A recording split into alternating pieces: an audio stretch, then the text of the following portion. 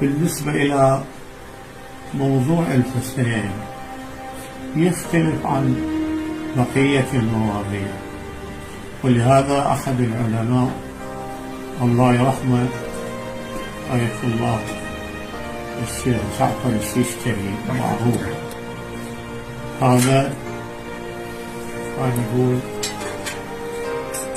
أهل البيت عليهم السلام كلهم سبل النجاة، ولكني رأيت سفينة الحسين أوسع وأسرع.